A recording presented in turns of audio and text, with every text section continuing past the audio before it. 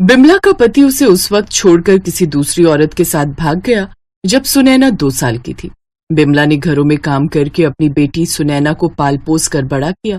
कुछ सालों से बिमला साफ सफाई का काम छोड़कर घरों में खाना बनाने का काम कर रही थी, पर आज सुनैना सुबह से ही बहुत परेशान थी क्योंकि बिमला पिछले 2 दिन से बुखार में तप रही थी। सुनैना, दवाई लेकर मुझे ठीक महसूस हो रहा है। पिछले 2 दिन से मैं काम पर नहीं गई हूँ। अगर मैं नहीं गई तो आशा जी मुझे काम से निकाल न देंगी।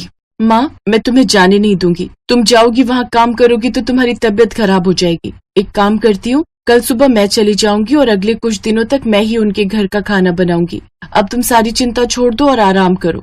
अगले दिन सुनैना खुद काम पर जाती है, पर जाते से ही आशा देवी उस पर बरस पड़ती है। ये तो कोई बात नहीं हुई। पिछले 4 दिन से बिमला छुट्टी करके बैठी है और अब खुद ना आकर उसने तुझे भेज दिया। अरे तुझे क्या समझ खाना बनाने की? नहीं नहीं, ऐसी बात नहीं है आंटी जी। मैं हर तरह का खाना बना लेती हूँ। मैंने माँ से सब तरह का खाना बनाना सीखा हुआ है। अच्छा चल ठीक है, अभी सुबह का नाश्ता बनाकर और दोपहर का खाना बना दे, फिर शाम को आकर ताज़ा खाना बनाना है। सुनैना सुबह का नाश्ता बनाने की तैयारी करती है। सबकी पसंद का अलग अलग नाश्ता, फिर दोपहर का खाना, शाम को फिर वो अलग खाना बनाने के लिए आती है। ऐसे ही अगले 3-4 दिनों तक सुनैना आशा देवी के घर खाना बनाती रही। सुनैना को आशा देवी के घर खाना बनाने में बहुत देर हो जाती थी। इस वजह से जो और 2 घर थे वहाँ पर उसे लेट हो जाता था। इस वजह से उसके वो 2 घर छूट गए। देखो सुनैना, पहले बिमला थी तो समय पर आकर खाना बना देती थी। अब वो तो आती नहीं है और तुम आती भी हो तो नाश्ते के बाद। तब तक हम लोग खा चुके होते, इसलिए मैं तुम्हारा हिसाब कर रही हूँ, कल से मत आना। अब क्या करूँ, मेरी वजह से माँ के 2 घर छूट गए। आशा जी के घर सबके अलग अलग पसंद के खाने बनते हैं, उसी में इतना समय लग जाता है।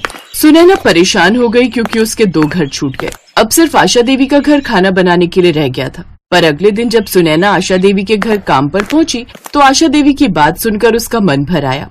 देखो सुनैना, हमारे घर में बिमला बहुत सालों से खाना बना रही थी। उसके हाथ का खाना खाने की सबको आदत थी, पर अब वो बीमार रहने लगी है और तुम्हारे हाथ का खाना हमारे घर में किसी को भी पसंद नहीं आ रहा। इसलिए मैं तुम्हारा हिसाब कर रही हूँ, तुम खाना बनाने के लिए मत आना।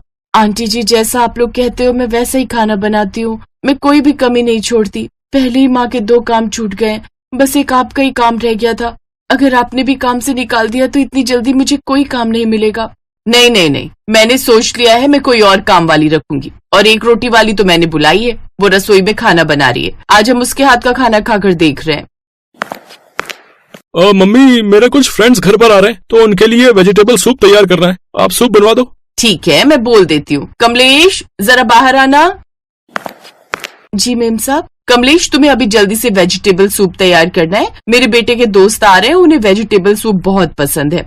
मेम साहब, मुझे सूप बनाना नहीं आता। क्या, तुम्हें सूप बनाना नहीं आता? फिर सूप कौन बनाएगा? मैंने तो तुम्हें सारा खाना बनाने के लिए रखा है, तुम्हें हर चीज बनानी आनी चाहिए। आंटी जी, अगर आप कहो तो वेजिटेबल सूप मैं तैयार कर दूं। मुझे वेजिटेबल सूप बनाना आता है। हाँ हाँ, क्यों नहीं, जाओ तुम जल्दी से सूप बना लो। और कमलेश, मैंने तो तुम्हें इसीलिए रखा था कि तुम सारा खाना बनाना जानती हो। मैं तो अभी सुनैना को काम से हटा रही थी, पर देखो उसे सूप बनाना आता है। सुनैना रसोई में जाती है, पर रसोई में सब्जियां बहुत कम थी और सूप आधे घंटे में ही बनाना था। सुनैना ने रसोई में रखी बची खुची थोड़ी बहुत सब्जियां लेकर कुछ ही समय में बहुत बढ़िया सूप तैयार कर दिया।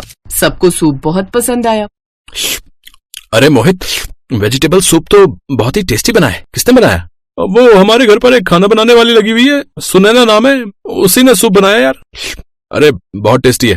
अरे अब एक सीक्रेट बताता हूँ, सूप टेस्टी कैसे बन गया ये तो मैं नहीं जानता, पर घर में सब्जियां बिल्कुल भी नहीं थी और अचानक से तुम लोग आ गए तो जो थोड़ी बहुत बची हुई सब्जियां रखी थी सुनैना ने, उसी का सूप बनाकर तैयार किया है।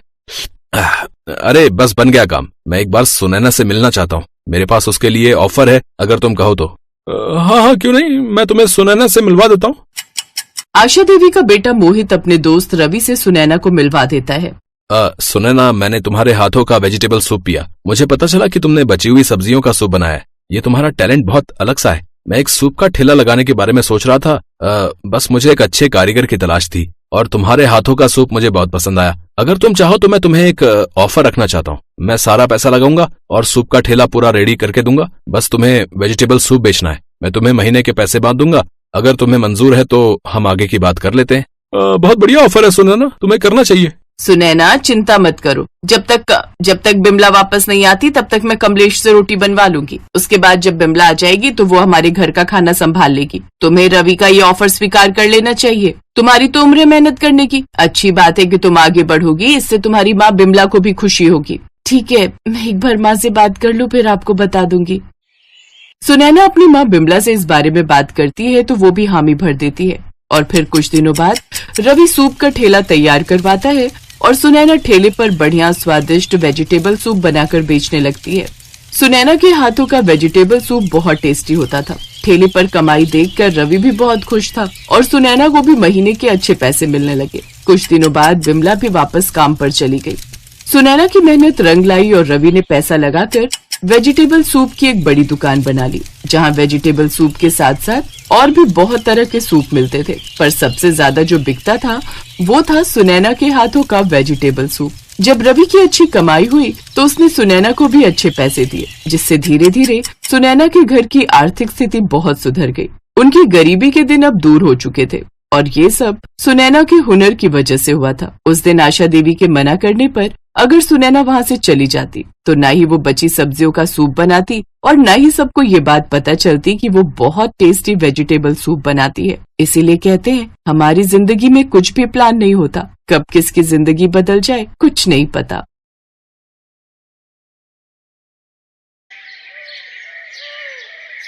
नागपुर शहर में आशा देवी अपने 2 बेटों और बहुओं के साथ रहती थी। उनकी बड़ी बहू का नाम सुमन और छोटी बहू का नाम निधि था। आशा देवी स्वभाव की बहुत ही कंजूस थी, जिस वजह से उनकी दोनों बहुएं उनसे बहुत परेशान रहती थी। उनकी जॉइंट फैमिली थी, जिसमें हर छोटी बड़ी चीज का फैसला आशा देवी ही करती थी। उनकी मर्जी के बिना उस घर में एक पत्ता तक नहीं हिलता था। ऐसे ही एक दिन सुमन अपनी देवरानी से, ओफो, अब आज क्या बनाऊं खाने में? निधि, एक काम कर, सासू माँ से पूछ कर आ डिनर में क्या बनाए।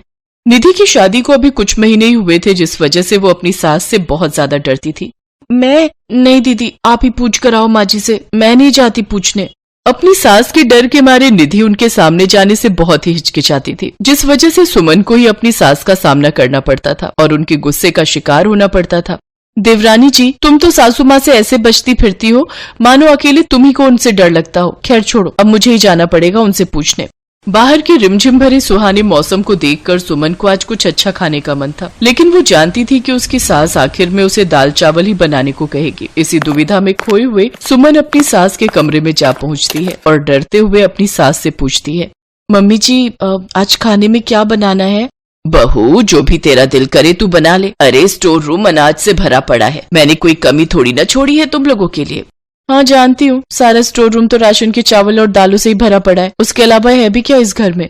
अरे किस सोच में डूब गई, समझ नहीं आ रहा कि क्या बनाऊं? अच्छा एक काम करना, तू ना दाल चावल ही बना ले और साथ में पुदीने की चटनी भी बना दियो।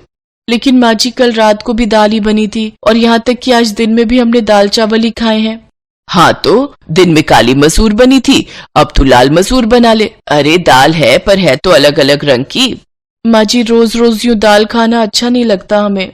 अच्छा, आई बड़ी महारानी, अपने घर पर क्या पकवान खाती थी जो यहाँ दाल चावल खाना अच्छा नहीं लगता? और इतना ही शौक है नया नया खाने का तो लाओ निकालो अपनी जेबों से पैसे और थमाओ मेरे हाथ में। अरे घर ऐसे ही नहीं चलता, आगे पीछे हर चीज देखनी पड़ती है और तू तो जानती ही है सब चीज कितनी महंगी होती जा रही है।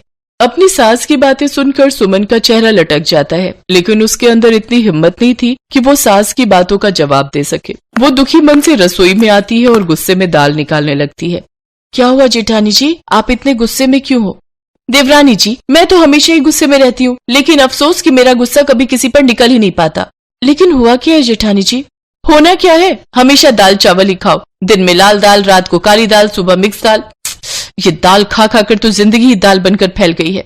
ये बात सुनकर निधि को बहुत हंसी आती है और वो चुपचाप एक तरफ चूल्हे पर दाल और एक चूल्हे पर चावल चढ़ा देती है।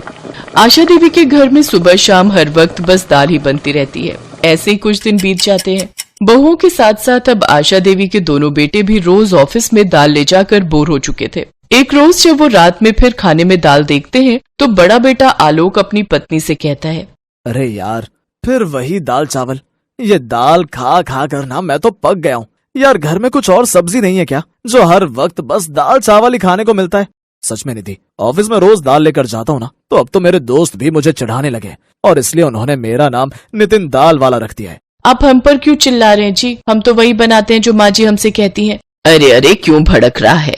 आखिर इस दाल में दिक्कत ही क्या है? और तुम दोनों को इतनी ही दिक्कत है तो तुम दोनों के ले जाने के लिए ये कल से सब्जी बना दिया करेगी। अपनी सास के मुंह से ये बात सुनते ही देवरानी जेठानी के चेहरे पर रौनक आ जाती है कि कम से कम अब घर में सब्जी तो बनेगी। अगली सुबह जब सुमन और निधि सब्जी बनाने के लिए फ्रिज खोलती है तो उसमें कोई सब्जी नजर नहीं आती। तभी सुमन जाकर अपनी सास से कहती है, माँ जी घर में तो कोई भी हरी सब्जी नहीं है, सामने बिरजू भैया की दुकान में सब्जी भी मिलती है, आप प्लीज जाकर ले आइए ना, मुझे इनके लिए सब्जी बनाकर पैक करनी है, दोनों भाइयों को ऑफिस के लिए लेट हो रहा है। सब्जी? अरे बहू, मैं गई थी उसकी दुकान पर, लेकिन सब्जियों के रेट तो आसमान छू रहे हैं और वो मुआ बिरजू का बच्चा 1 रुपया तक कम करने को तैयार नहीं, इसलिए मैं सब्जी नहीं लाई। ये आलू 10 रुपए किलो मिल रहे थे तो यही आधा किलो ले आई हूँ, दोनों भाइयों के लिए बना दे। लेकिन माँ जी ये तो बहुत कम है, ये हम सबको पूरा नहीं होंगे। तो मैंने कब कहा सबके लिए बनाने को?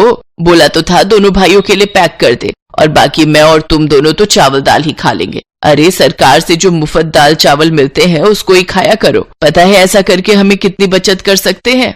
अपनी सास के मुंह से ये बात सुनकर सुमन और निधि के सारे अरमानों पर पानी फिर जाता है। दोनों भाइयों के लिए लंच पैक करके वो दोनों फिर से अपनी सास के साथ दाल ही खाती हैं। कुछ दिन तक ये सिलसिला चलता रहा। अब आलोक और नितिन के टिफिन में या तो दाल होती या आलू की सब्जी। एक रोज नितिन अपनी माँ से, माँ क्या है ये सब? दाल और आलू खाकर हम पक चुके हैं। अरे जब हम अपनी सैलरी आपको दे देते हैं तो आप सब्जियां क्यों नहीं लाती? बड़े नखरे चढ़ गए हैं दोनों भाइयों के। जब हमें मुफ्त में दाल चावल मिल रहा है तो हम क्यों सब्जियों पर पैसे खर्च करें? अरे बचत करना सीखो, बचत, नहीं तो एक दिन सब भूखे मरोगे।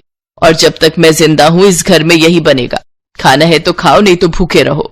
आशा देवी अपने आगे किसी की नहीं सुनती और इसका असर ये हुआ कि दोनों भाई चोरी छुपे बाहर का खाना खाने लगे। रोज बाहर का खाना खा खा कर उनका पेट खराब हो गया। एक रात दोनों पेट पकड़कर जोर जोर से चिल्लाने लगे, सुमन, मेरे पेट में बहुत दर्द हो रहा है। निधि जल्दी से डॉक्टर को फोन करके बुलाओ। तभी सुमन भी चक्कर खाकर बेहोश हो गई। हे राम, ये आखिर क्या हो रहा है? सुमन बहू उठो, इससे क्या हो गया? माँ जी मैं अभी डॉक्टर को बुलाती हूँ। रुको, डॉक्टर को बुलाने की जरूरत नहीं है, मैं अभी तुम तीनों की नजर उतार देती हूँ। मेरे परिवार को जरूर किसी की नजर लग गई है। बस भी करो माँ जी, बहुत हुई आपकी ये कंजूसी। निधि जल्दी से डॉक्टर को फोन करके घर बुलाती है। देखिए आपके दोनों बेटों ने पिछले कुछ दिनों से लगातार बाहर का खाना खाया है, जिस वजह से इनका पेट खराब हो गया है। इन्हें इंजेक्शन लगा दिया है, थोड़ी देर में आराम आ जाएगा। और आपकी बहू लगता है ये सब्जियां नहीं खाती, जिसके कारण इनके शरीर में जरूरी पोषक तत्वों की कमी हो गई है। मैंने इनको मल्टीविटामिन का इंजेक्शन दे दिया है, कुछ ही देर में होश आ जाएगा। लेकिन अगर ये ऐसे ही हरी सब्जियां खाने से बचती रही तो इन्हें जल्दी हॉस्पिटल में एडमिट करना पड़ेगा। पता नहीं आप लोग समझते क्यों नहीं, खाने में सब्जियों की जरूरत हमें उतनी ही है जितनी जीने के लिए सांस की। आशा देवी को अपनी गलती का एहसास हो जाता है और वो कहती है, इसमें इनकी गलती नहीं है डॉक्टर साहब, मैं ही अपनी कंजूसी के कारण इन्हें राशन में मिले मुफ्त दाल चावल खाने को मजबूर करती थी। लेकिन अब मुझे अपनी गलती का एहसास हो गया। अब से मैं अपनी ये कंजूसी भरी आदत छोड़ दूंगी और अपने बच्चों को हर तरह की सब्जियां खिलाऊंगी।